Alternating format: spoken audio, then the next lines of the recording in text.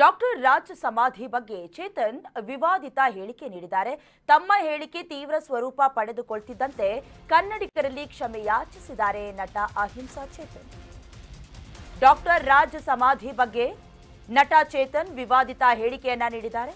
ತಮ್ಮ ಹೇಳಿಕೆ ತೀವ್ರ ಸ್ವರೂಪ ಪಡೆದುಕೊಳ್ಳುತ್ತಿದ್ದಂತೆ ಕನ್ನಡಿಗರಲ್ಲಿ ಕ್ಷಮೆ ಯಾಚಿಸಿದ್ದಾರೆ ನಟ ಅಹಿಂಸಾ ಚೇತನ್. ಡಾಕ್ಟರ್ ರಾಜ್ ಫ್ಯಾನ್ಸ್ ಆಕ್ರೋಶಕ್ಕೆ ಮಣಿದಿದ್ದಾರೆ. ಚೇತನ್ ಅಣ್ಣವರ ಬಗ್ಗೆ ತಿಳಿಯೋದು ಸಾಕಷ್ಟಿದೆ ಅನ್ನೋದಾಗಿ ಹೇಳ್ಕೊಂಡಿದ್ದಾರೆ ಚೇತನ್. ಅಭಿಮಾನಿಗಳಿಗೆ ನೋವುಂಟು ಮಾಡುವ ಉದ್ದೇಶ ನನಗಿರಲಿಲ್ಲ.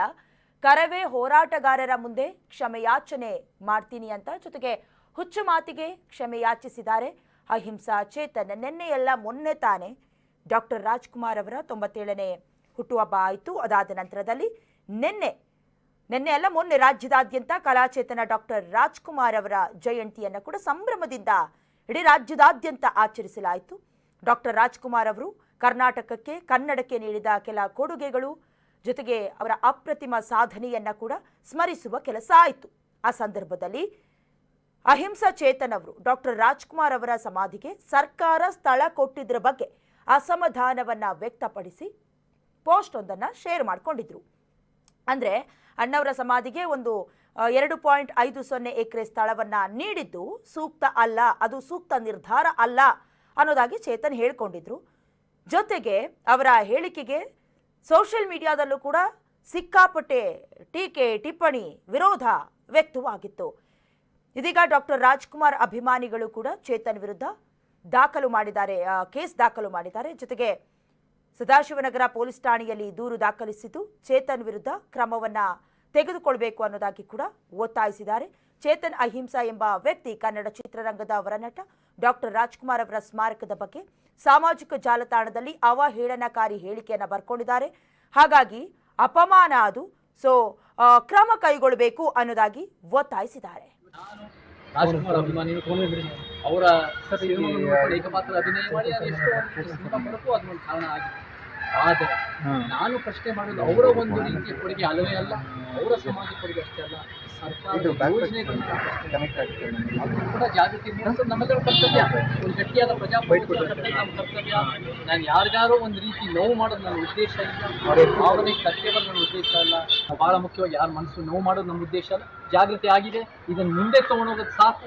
ಇದನ್ನ ಮುಂದಿನ ದಿನಗಳಲ್ಲಿ ಯಾರಾದ್ರೂ ಭಾವನೆಗೆ ಧಕ್ಕೆ ಆಗುತ್ತೆ ಅಂದ್ರೆ ನಾನು ಅದನ್ನು ಯೋಚನೆ ಮಾಡಿ ಆ ಹೆಜ್ಜೆ ತಗೋಬೇಕಾಗತ್ತೆ. ಅದನ್ನ ಆದಷ್ಟು ಯೋಚನೆ ಮಾಡಿ ಅದನ್ನ ಮಾಡದೇನೆ ನಾನು ಅಲ್ಲ ಈಗ ಹೇಳಿ ಈ ಜಾಗದ ಏನು ಗೊಂದಲ ಇದೆ, ಈ ಗೊಂದಲವನ್ನ ಇತ್ಯರ್ಥಿಸ್ತೀನಿ. ಈ ಜಾಗದಲ್ಲಿ ಸೃಷ್ಟಿಯಾಗಿದ್ದಕ್ಕೆ ನನ್ನ ಇದಿದೆ ಅಂತಕ್ಕಂಥದ್ದನ್ನು ಹೇಳಿಕೆ ತಪ್ಪಾಗಿದೆ. ನಾನು ಯಾವ ಗೊಂದಲ ಹುಟ್ಟಿಸಕ್ಕೆ ನನ್ನ ಉದ್ದೇಶ ಅಲ್ಲ.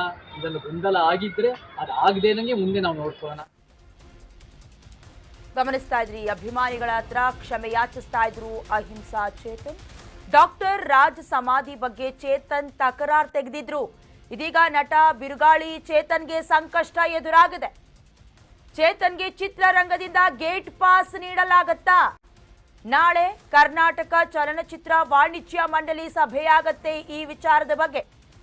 ನಾಳೆ ನಟ ಚೇತನ್ ಅವರನ್ನ ಬ್ಯಾನ್ ಮಾಡಬೇಕಾ ಬೇಡವಾ, ಕ್ಷಮೆ ಯಾಚಿಸೋದಾ, ಎಲ್ಲ ವಿಚಾರದ ಬಗ್ಗೆ ಚರ್ಚೆಯಾಗತ್ತೆ.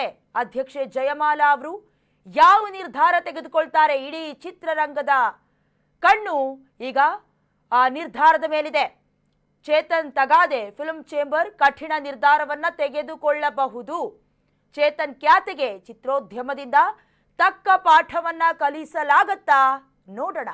ನಟ ಚೇತನ್ ಪೋಸ್ಟ್ಗೆ ಇದೀಗ ಎಲ್ಲ ಕಡೆ ಆಕ್ರೋಶ ಕೇಳಿ ಬರ್ತಾ ಇದೆ. ದಶಕಗಳೇ ಆಗೋಗಿದೆ ಡಾಕ್ಟರ್ ರಾಜ್ಕುಮಾರ್ ಅವರ ಸಮಾಧಿಗೆ ಸರ್ಕಾರ ನೀಡಿದ ಜಾಗಕ್ಕೆ ಸಂಬಂಧಪಟ್ಟ ಹಾಗೆ.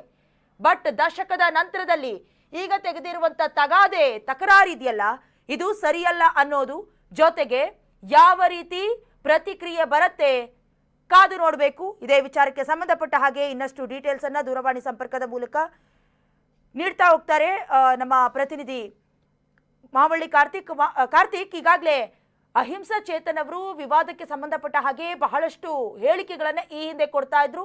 ಫುಲ್ ಸ್ಟಾಪ್ ಬಿದ್ದಿತ್ತು ಅಂತ ಅಂದುಕೊಳ್ಳುವಷ್ಟರಲ್ಲೇ ನಿನ್ನೆ ಮೊನ್ನೆ ತಾನೇ ಡಾಕ್ಟರ್ ರಾಜ್ಕುಮಾರ್ ಅವರ ಹುಟ್ಟುಹಬ್ಬ ಆಗಿತ್ತು.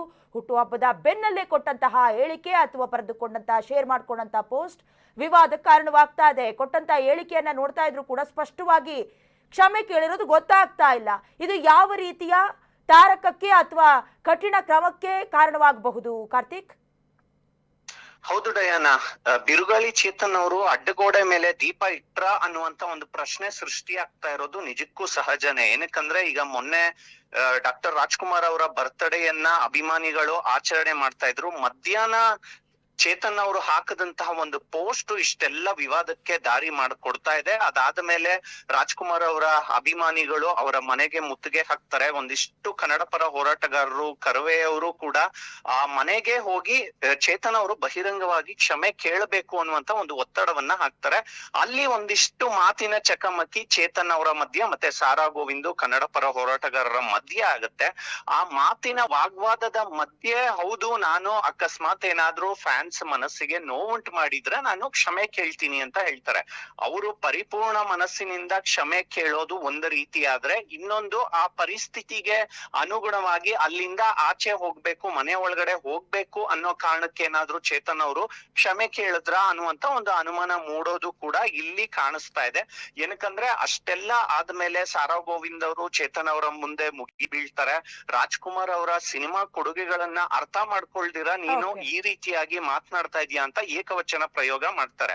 ಅಷ್ಟೆಲ್ಲ ಆದ ಮೇಲೂ ಕೂಡ ಬಹಿರಂಗವಾಗಿ ಚೇತನ್ ಅವರು ಕ್ಷಮೆ ಕೇಳಿದ್ರು ಅಂತ ಒಂದು ವಿಚಾರ ಬಂದ ಮೇಲೆ ಇವತ್ತು ರಾತ್ರಿ ಅಂದ್ರೆ ನಿನ್ನೆ ರಾತ್ರಿ 1 ಗಂಟೆಗೆ ಒಂದು ಪೋಸ್ಟ್ ಅನ್ನ ಹಾಕೊಳ್ತಾರೆ. ಡಾಕ್ಟರ್ ರಾಜ್ಕುಮಾರ್ ಅವರು ಬದುಕಿದ್ರೆ ಸರ್ಕಾರ ಕೊಡುವಂತಹ ಜಾಗವನ್ನ ಅವರೇ ಸ್ವೀಕರಿಸ್ತಾ ಇರ್ಲಿಲ್ಲ ಅಂತ. ಇದು ಅನೇಕ ಗೊಂದಲಗಳಿಗೆ ದಾರಿ ಮಾಡ್ಕೊಡ್ತಾ ಇದೆ. ಮತ್ತೆ ಇವತ್ತು ಫಿಲಂ ಚೇಂಬರ್ ನಲ್ಲೂ ಕೂಡ ಇದ್ರ ಬಗ್ಗೆ ಒಂದು ಸಭೆ ಆಗುವಂತ ಚಾನ್ಸಸ್ ಇದೆ. ನಾಳೆ ಸೋಮವಾರ ಜಯಮಾಲಾ ಅವರು ಯಾವ ನಿರ್ಧಾರವನ್ನ ತೆಗೆದುಕೊಳ್ತಾರೆ, ಏನಾದ್ರೂ ಚೇತನ್ ಅವರನ್ನ ಗೇಟ್ ಪಾಸ್ ಕೊಡೋದಕ್ಕೆ ಏನಾದ್ರೂ ಫಿಲಂ ಚೇಂಬರ್ ರೆಡಿ ಆಗುತ್ತಾ ಅನ್ನುವಂತಹ ಒಂದು ಚರ್ಚೆ ಕೂಡ ಈಗ ಫಿಲಂ ಚೇಂಬರ್ ಅಂಗಳದಲ್ಲಿ ಇರೋಂಥದ್ದು. ಡಯಾನಾ, ಥ್ಯಾಂಕ್ ಯು ಕಾರ್ತಿಕ್ ನಿಮ್ಮೆಲ್ಲ ಡೀಟೇಲ್ಸ್ಗಾಗಿ. ಈಗಾಗಲೇ ಮತ್ತೊಮ್ಮೆ ಸಮರ್ಥನೆಯ ಅಥವಾ ನಾವು ಮಾಡಿದ್ದೆ ಸರಿ ಅನ್ನುವಂಥ ರೀತಿಯಲ್ಲಿ ಇನ್ನೊಂದು ಏನು ಸ್ಟೇಟ್ಮೆಂಟ್ ಅನ್ನ ಪೋಸ್ಟ್ ನಲ್ಲಿ ಹಾಕೊಂಡಿದ್ದಾರೆ. ಡಾಕ್ಟರ್ ರಾಜ್ಕುಮಾರ್ ಅವರು ಬದುಕಿದ್ರೆ ಅವರೇ ಸ್ವೀಕರಿಸ್ತಾ ಇರಲಿಲ್ಲ ಸರ್ಕಾರ ಕೊಟ್ಟ ಜಾಗವನ್ನ ಅನ್ನೋ ರೀತಿಯಲ್ಲಿ. ನೋಡೋಣ ಏನಾಗತ್ತೆ, ಜಯಮಾಲಾ ಅವರು ಯಾವ ನಿರ್ಧಾರವನ್ನ ತೆಗೆದುಕೊಳ್ತಾರೆ, ಚಿತ್ರರಂಗದಿಂದ ಹೊರಹಾಕಲಾಗತ್ತಾ, ಕಾದು ನೋಡಬೇಕು.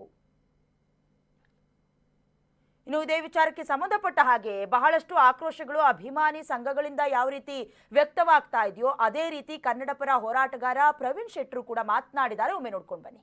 ಕನ್ನಡಿಗರಿಗಾಗಿ ಗೋಕಾಕ್ ಹೋರಾಟದ ರೂವಾರಿ, ಕನ್ನಡದ ಸಾಂಸ್ಕೃತಿಕ ರಾಯಭಾರಿ, ಕರ್ನಾಟಕದ ಹೊರಗಡ ಡಾಕ್ಟರ್ ರಾಜ್ಕುಮಾರ್ ಬಗ್ಗೆ ಅಹಿಂಸಾ ಚೇತನ್ ಅವರು ಮಾತಾಡಿರುವಂತದ್ದು ತೀವ್ರವಾಗಿ ಕರ್ನಾಟಕ ರಕ್ಷಣಾ ವೇದಿಕೆ ಖಂಡಿಸ್ತಾ ಇದ್ದೀವಿ. ಈ ಕೂಡಲೇ ತಮ್ಮ ಮಾತನ್ನು ವಾಪಸ್ ಪಡಿಬೇಕು, ಕನ್ನಡಿಗರಲ್ಲಿ ಕ್ಷಮೆಯನ್ನ ಕೇಳಬೇಕು ಅನ್ನುವಂತ ಒತ್ತಾಯವನ್ನ ಮಾಡ್ತಾ ಇದ್ದೀವಿ. ರಾಜ್ಕುಮಾರ್ ಅವರು ಹಣವನ್ನೇ ನೋಡಿಲ್ಲ. ಕನ್ನಡ ಚಿತ್ರರಂಗಕ್ಕಾಗಿ, ಕನ್ನಡ ಹೋರಾಟಗಾರರಿಗಾಗಿ, ಕನ್ನಡಕ್ಕಾಗಿ ದುಡ್ದಂತ ಕನ್ನಡದ ಧೀಮಂತ ಹೋರಾಟಗಾರ ಡಾಕ್ಟರ್ ರಾಜ್ಕುಮಾರ್ ಅವರು. ಅವರ ಮಗ ಪುನೀತ್ ಅವರು ಇರ್ಬೋದು, ಅದು ಇವತ್ತಿನ ಶಿವಣ್ಣ ಅವರು ಇರ್ಬೋದು. ಕನ್ನಡಿಗರಿಗಾಗಿ ಅವರ ಹೃದಯ ತುಡಿತ ಯಾವಾಗಲೂ ಇದೆ. ಇಂಥ ಸಂದರ್ಭದಲ್ಲಿ ರಾಜ್ಕುಮಾರ್ ಸಮಾಧಿಗಾಗಿ, ಅದನ್ನ ಅವರ ಪುಣ್ಯ ಭೂಮಿಗಾಗಿ 7 ದಿನ ಉಪವಾಸ ಸತ್ಯಾಗ್ರಹವನ್ನು ಮಾಡಿ ಮಾನ್ಯ ಕುಮಾರಸ್ವಾಮಿ ಅವರು ಅವತ್ತು 10 ಕೋಟಿ ಹಣವನ್ನು ಬಿಡುಗಡೆ ಮಾಡಿದರು. ಈ ಹೋರಾಟದಲ್ಲಿ ರಕ್ಷಣಾ ವೇದಿಕೆ ಸಂಪೂರ್ಣವಾಗಿ ಪಾಲ್ಗೊಂಡಿದೆ. ಇಂಥ ಸಂದರ್ಭದಲ್ಲಿ ನೀವು 2.5 ಎಕರೆ ಜಮೀನ್ ಬಗ್ಗೆ ಮಾತಾಡ್ತೀರಾ ಅಂದ್ರೆ ಇಡೀ ಕನ್ನಡಿಗರಿಗೆ ಅಹಿಂಸೆ ಕೊಡ್ತಾ ಇಲ್ಲ, ಹಿಂಸೆಯನ್ನು ಕೊಡ್ತಾ ಇದ್ದಾರೆ. ರಾಜ್ಕುಮಾರ್ ಅಭಿಮಾನಿಗಳು ಗಲ್ಲಿಯಲ್ಲಿದ್ದಾರೆ. ನಿಮ್ಗೆ ಯಾವ ಗಲ್ಲಿಯಿಂದಾದ್ರೂ ಏಟ್ ಬಿಡ್ಬೋದು. ಇಂಥ ಒಬ್ಬ ಅವಿವೇಕಿ, ಬುದ್ಧಿ ಇಲ್ದಂಥವನು, ಅರೆ ಹುಚ್ಚ, ಚಿತ್ರರಂಗದಲ್ಲಿ ಯಾವುದೇ ಸಕ್ರಿಯವಾಗಿ ಇಲ್ಲ. ಇವನೊಬ್ಬ ನಿರುದ್ಯೋಗಿ, ಇವನು ಅವಕಾಶವಾದಿ. ಇವತ್ತು ಯಾವುದೋ ಒಂದು ಅಹಿಂಸಾ ಇದನ್ನ ಅಂತ ಕಟ್ಟಿಕೊಂಡು 4 ಜನ, ಇವನು ಹೆಣ ಹೊರಕ್ಕೆ 4 ಜನ ಇಲ್ಲ. ಇವತ್ತು ಅಂತಹ ದೊಡ್ಡ ಮಹಾತ್ಮರ ಬಗ್ಗೆ ಮಾತಾಡ್ತಾನೆ ಶಿವಕುಮಾರ್.